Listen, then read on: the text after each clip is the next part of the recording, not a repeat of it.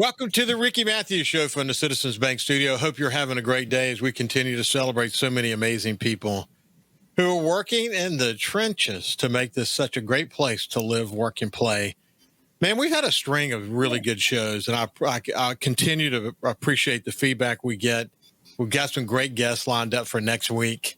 But, there's never any shortage of things to talk about here in coastal Mississippi and really across Mississippi as we reflect on so many people who are working in the trenches.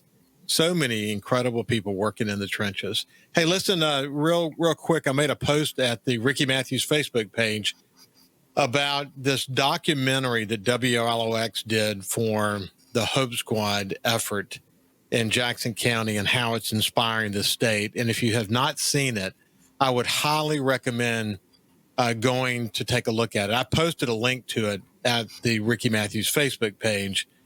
But, man, it is so extraordinarily well produced.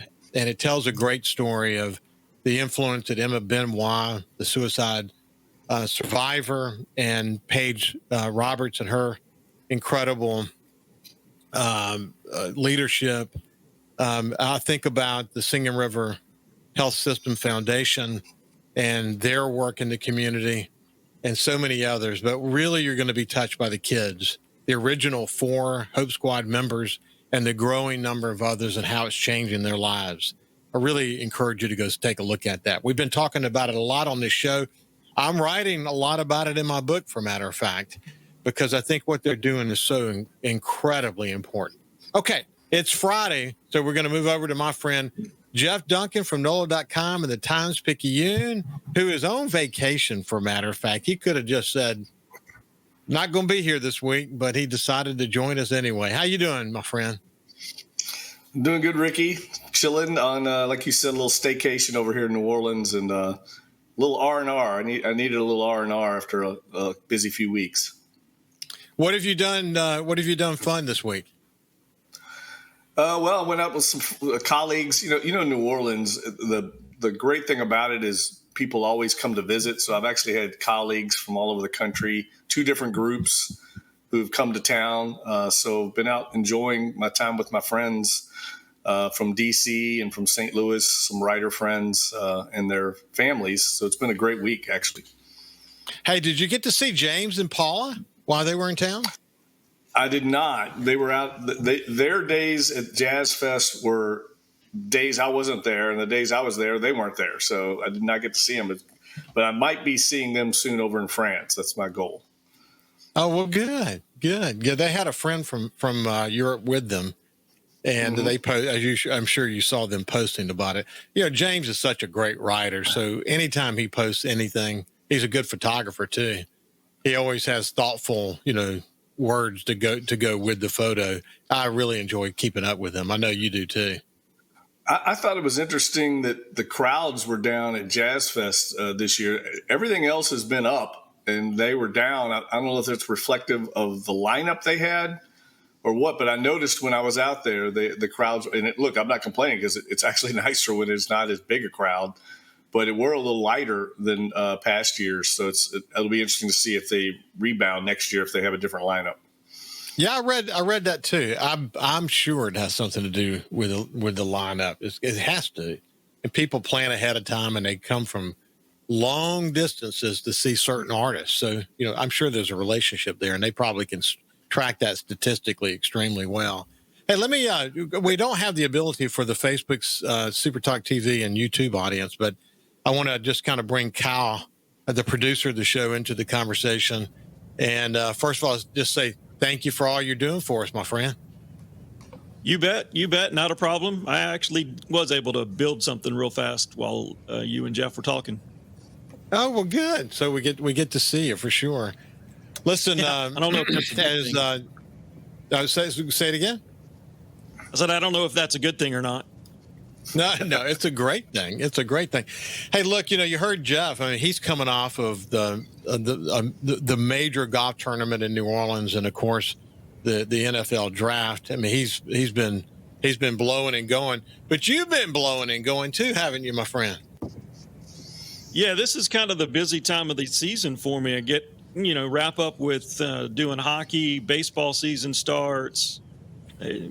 Kind of Shucker season started at the tail end of high school baseball, and yeah, it's been pretty much every night somewhere else. It's except for last night, we got rained out, and I didn't have any plans for dinner, and ended up just going to bed early. It was great.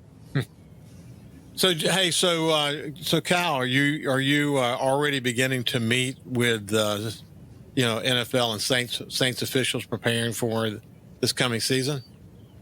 No, that probably won't happen until July-ish before I get anything from them. Don't they do, Kyle? Don't they do a NFL? I'm sorry, Saints Hall of Fame night at the Shuckers, or I think they have like the Saints Hall of Famers or alumni or something like that come over for one night coming up soon. Yeah, they do, and I haven't looked at the calendar, but that's always a fun night too. And it's I guess the president, his name escapes me, of the Hall of Fame committee. He comes over and MCs it, and we bring 20, 25 Hall of Famers and past guys out on the field. It's a pretty nice pregame ceremony. The best part I like about it is that he MCs it, and I just have to turn things over because he has all kinds of knowledge about each guy, and it's great. Yeah, it's Ken Trahan, I think, and I know Trahan. They do it because I think they come over and have a golf tournament over there at one of the hotels or something like that, and then they do. They take the players out to the Shuckers game, and I've always heard it's a cool event, so I might have to get over there soon. It is, and there's always one or two players that are still playing, and we're not sure if they'll ever show up, and they just kind of usually run on the field towards the end, and then Trahan will introduce them. That's awesome. Yeah, that should be coming up. I think that saw the announcement of that at least next month or something like that. Yeah, I take my Shuckers game day stuff one day at a time. Yeah, I got you. So Kyle's literally a jack of all trades, that's for sure. And so I mentioned that because Kyle's going to be important this year as the Saints make their Super Bowl run with this rebuilding team. So you excited about that, Kyle? Ooh, that's a lot of optimism. Yeah, I'm excited about the season, and I guess I'm with everyone else and thinking we have a chance right out the gate, but it's going to be a uphill battle, I believe. Yeah. Well, we'll see. We'll see. Listen, thanks for what you do for us, my friend. You bet. Not a problem. That's been Kyle Curley, the producer, coming back over to my Debbie Downer friend as we continue to look at, the Saints. When you look at that draft, Jeff, they're kind of slowly rebuilding this team. I mean, they got some quality players, didn't they? Yeah, look, I think there's, I can see why fans are optimistic right now with new coach, new quarterback. I mean, that's what the league is, right? It's a quarterback, head coach kind of driven league. And so you got two new people in those main roles. I can see why there's optimism after a few down years. And I tell you, people are excited about Tyler Shuck over here. I think he's going to get every chance to start as a rookie, and that hasn't happened in a long time for the New Orleans Saints. I don't know what the end is going to be to this Derek Carr saga. I don't know if the Saints even know right now. From talking to people in the building, it's one of the most bizarre, convoluted stories they've ever come across. I don't think they know what the end is going to be, and I don't think Derek Carr does either, but it's certainly hanging over the organization right now as we get ready for the start of minicamp. Yeah, that was actually going to be my next question. Literally, you took the words right out of my mouth. I've been reading, and there's just literally no clarity. What a bizarre turn of events. Yeah, the thing that I can't quite get my brain around is the fact that he's saying he didn't throw until like mid-April, and that's when he discovered. That's why it took so long for him to discover this shoulder injury. That just seems really strange to me. Just being honest. I mean, I can't imagine an NFL quarterback not throwing for basically 4 months. You would think. I've talked to quarterbacks. Some of them definitely say, yeah, you take a month off, you go cold turkey, but you keep a foundation. that's a really bizarre story that he wouldn't have thrown for 4 months. That's it. That's his bread and butter. Ricky is his throwing arm. You would want to keep that in good shape. It's like a golfer. And it doesn't. Telling me a golfer in the off season doesn't hit a few balls. Well, look, it doesn't make any sense. I mean, I think I've had shoulder injuries from weightlifting over the years. Most recently, in the past year, I'm doing great now, but I could turn my shoulder just a certain way, and it would hurt. So if, like, for example, if I went to put bowls up in the cabinet at my house, that whatever about that movement, it would hurt. Or if I picked the grandkids up a certain way, or if I turned rapidly in one direction, there's no way you can go about life where you don't use every aspect of your shoulders and find out that you have got an issue. It hurts. So it's not just throwing. And you're right about golfing. He knew. There's no way he didn't know. Hey, what we'll do, we'll pick it up right there when we get on the other side. When we come back with Jeff Duncan, we'll see you right after this. Welcome back to the Ricky Matthews Show from the Citizens Bank Studio. We're visiting with Jeff Duncan, a columnist for NOLA.com and the Times-Picayune on the NFL Hall of Fame Selection Committee, award-winning, written a bunch of books. In fact, we'll come back on one of his books and get an update on how things are going. But hey, when we went to break, we're talking about Derek Carr and how bizarre the situation is. When you add up what you and I were just talking about as it relates to, he says he didn't throw the ball, so he didn't really know he had an injury. And I mentioned that you can move certain ways just doing normal life, and with a shoulder injury, you would know it.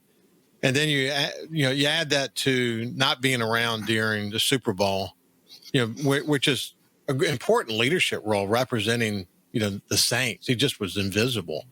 When you add all that up, it seem kind of clear that he didn't want to come back and play for the Saints. Well, it certainly looks that way from afar. It's interesting because, we talked to him after the season. I remember distinctly talking to him about this exact thing. Did he want to come back here? Was he happy here?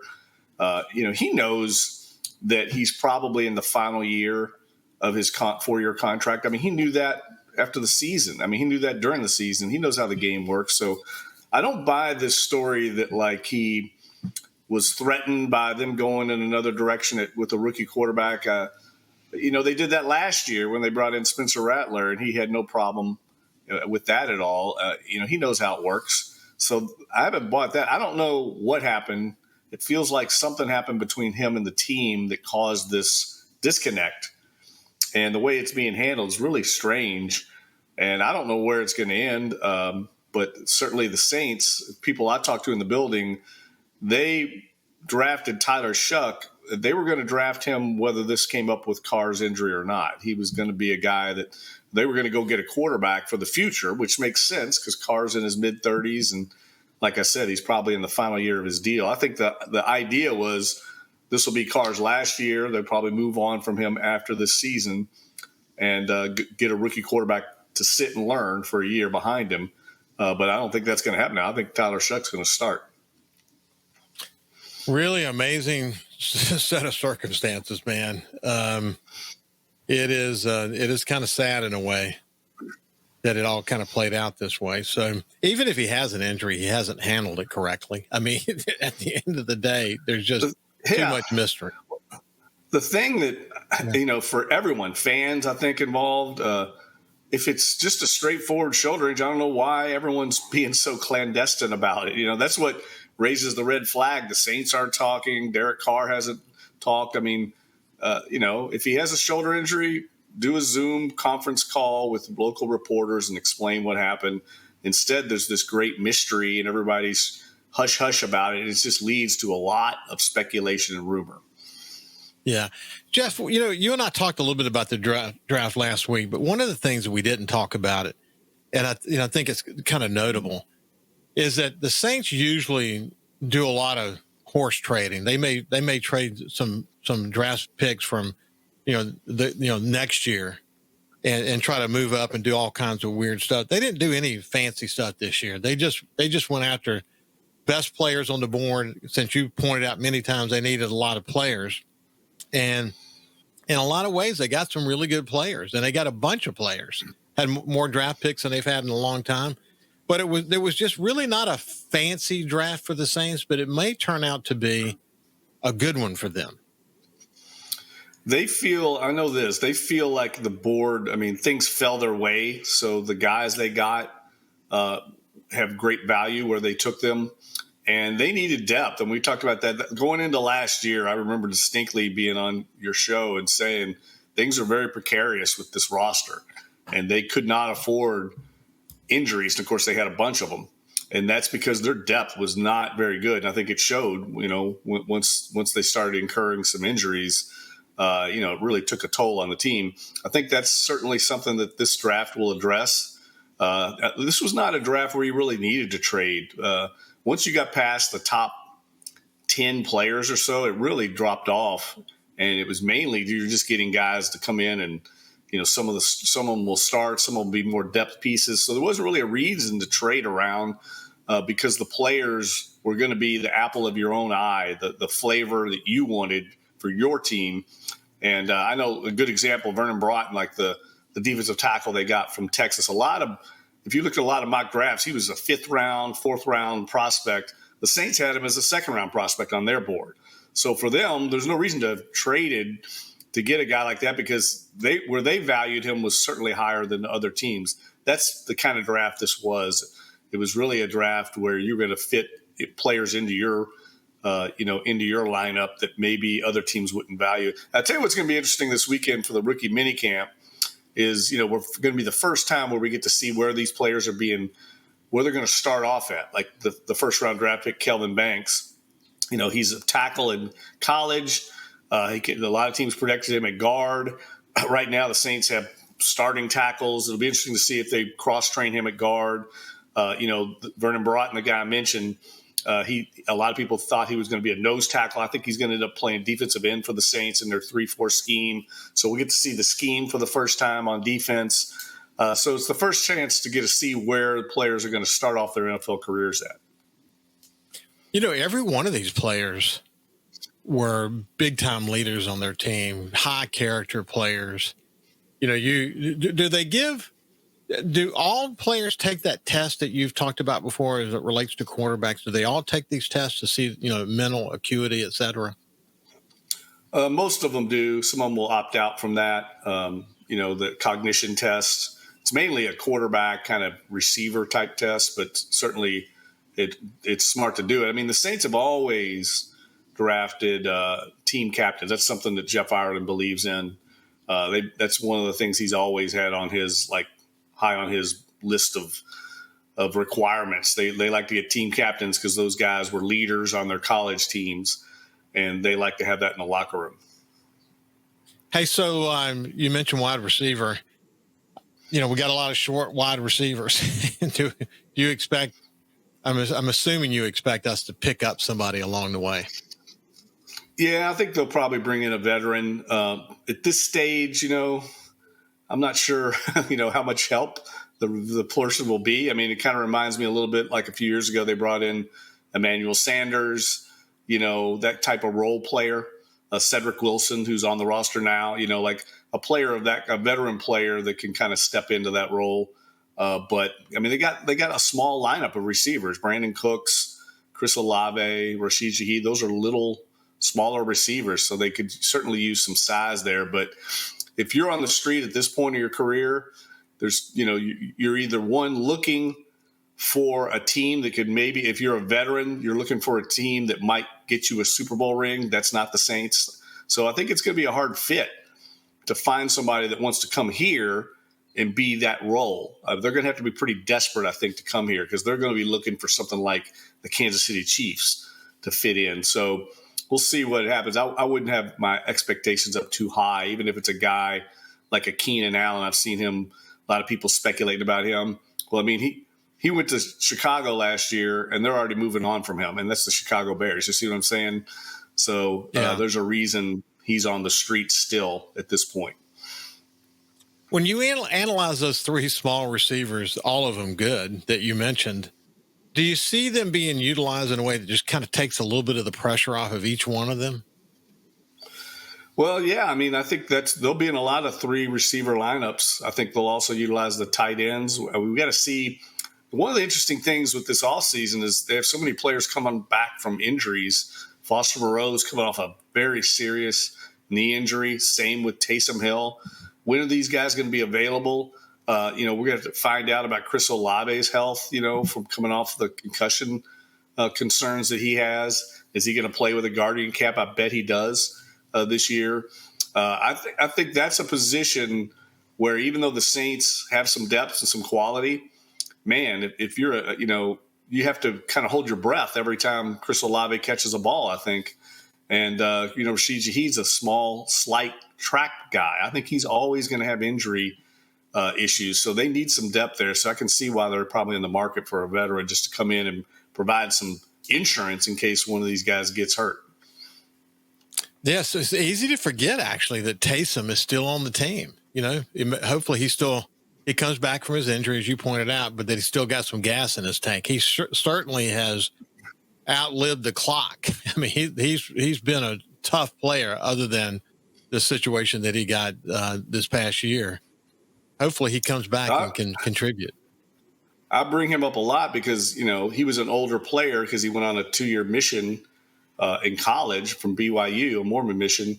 So when he came out, I heard a lot about people saying, oh, he's 2 years older than a regular.